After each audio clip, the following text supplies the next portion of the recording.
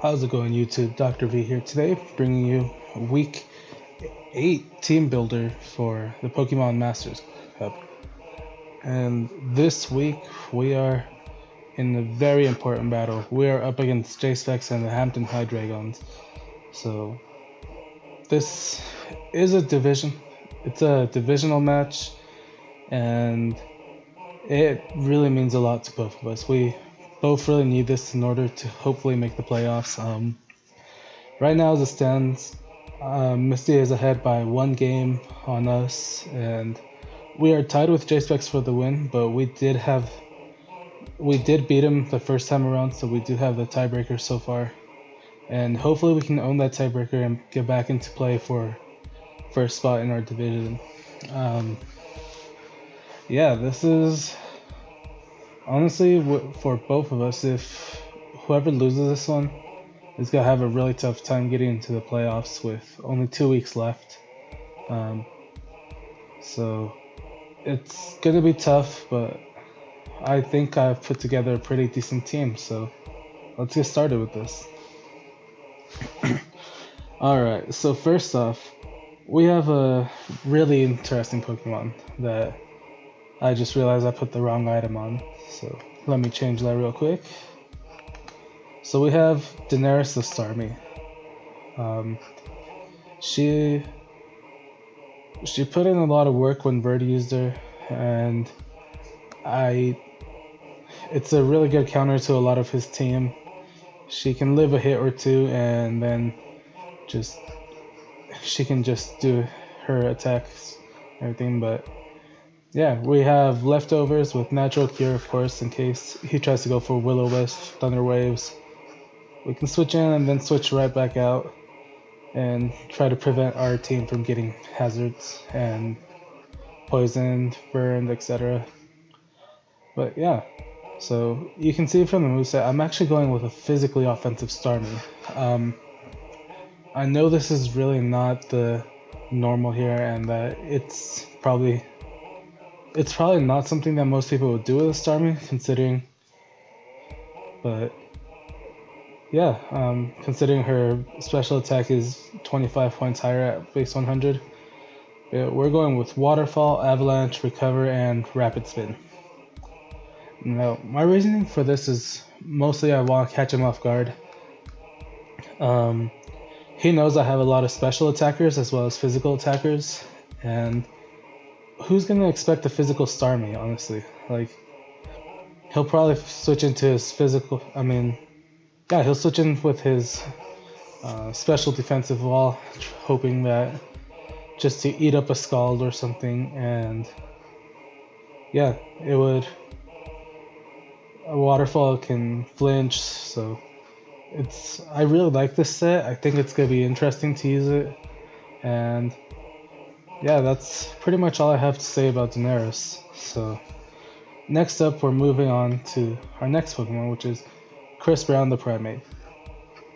Now, I haven't brought him a lot this season, mostly because there's been no reason to. My opponent's teams have had resistances that there's just no reason to take Primate, so there was no reason to take that. But this week, Primate can put in a lot of work, especially with the Choice Scarf. He is adamant natured, it'll outspeed anything on his team that's not Choice Scarf that way still. Even if they get a +1 speed, I believe, everything.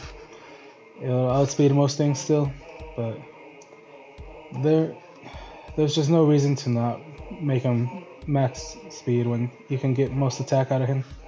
He can take out the Excadrill, he can take out the Mega Absol, he can put in work against Entei. There's a lot of things he can do. So he's rocking Close Combat, Acrobatics, Gunk Shot, and Night Slash, which I'm actually going to change Acrobatics on here. I'm going to change it to U-Turn, just so that I can bluff the Scarf a little bit. I'm probably going to lead out with Primate, to be honest. Yeah, I'm predicting him. He really is gonna want to go for rocks first or something, and really, my only way of getting rid of them this week is gonna be Espeon. So you'll see when we get to the sets that I'm bringing why I think U-turn is gonna be better. Plus, it's a better thing to go for against, like, if he leads off with Absol and predicts, or if he over predicts something and switches out into Absol, then U-turn will take it out, no problem. So next up we have Citrine the Weavile, of course. Yeah, I'm going with Excerpt Belt, Pickpocket, Knockoff, Ice Shard, Icicle Crash, and X-Scissor. Now we are going just a normal standard weave saw set, 252 speed, 252 attack, with the Jolly nature. X-Scissor is more on there for Absol, really. Knockoff isn't going to take it out. Wow, I can't speak today. Ice Shard won't take it out, and Icicle Crash won't take it out, but X-Scissor does have a chance to take it out, especially if it's already been damaged once or twice before. So I feel like this is a really good set. And honestly, I like going with Pickpocket over Pressure. Weavile can take knockoffs from a couple of things pretty decently since it's resisted. And once they knock off the X-Weavile, he'll just steal their items since they hit him.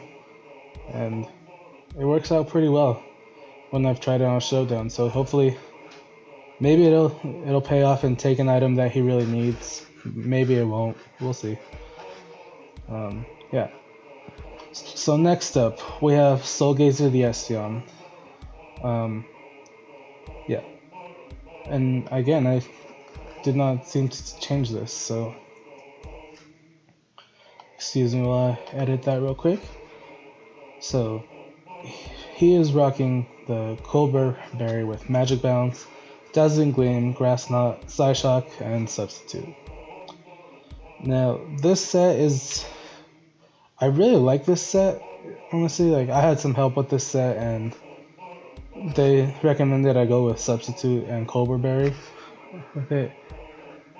So, yeah, it's Timid Nature, 252 speed, 252 special attack.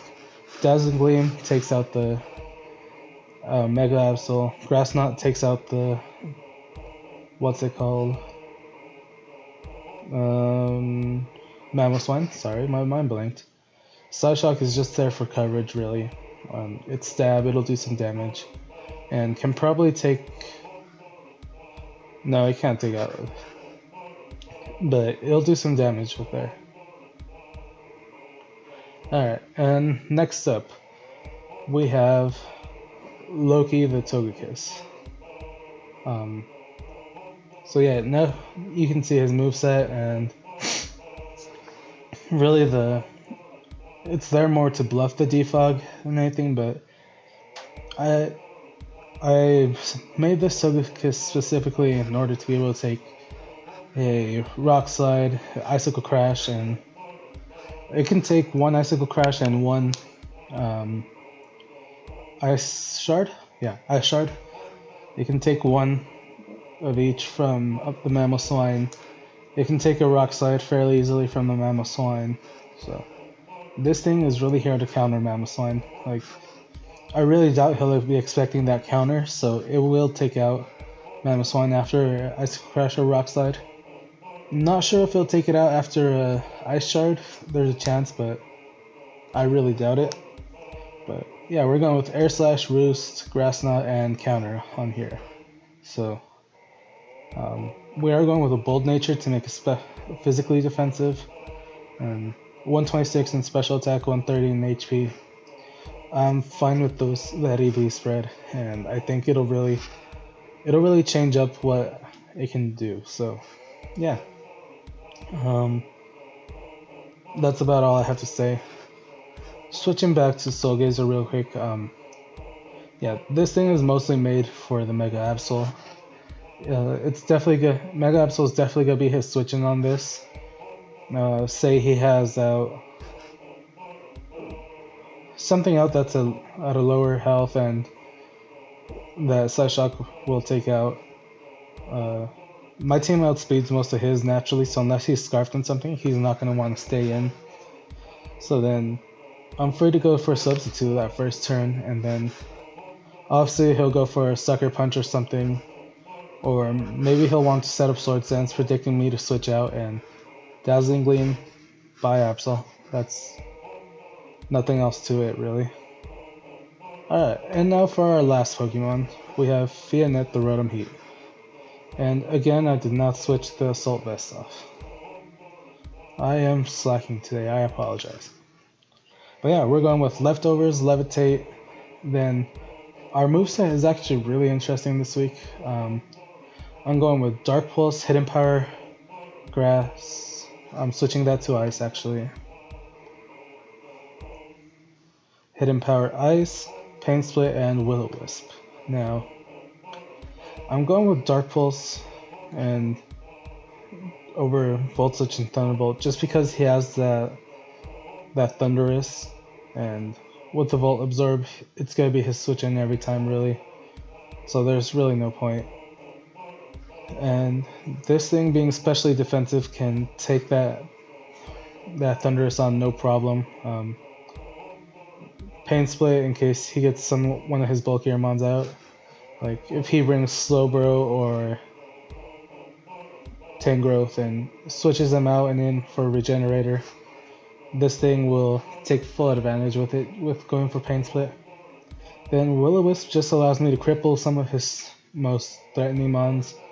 Excadrill, it'll hit it, but yeah, like Hidden Power Ice hits Excadrill pretty decently. Then honestly, I like this. Like I had Hidden Power Grass on there because Mamoswine, and yeah.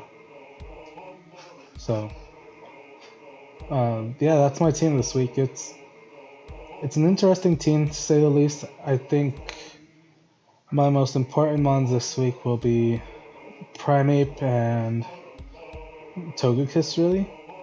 Apart from Togekiss, I really don't have a solid option for that Tangrowth.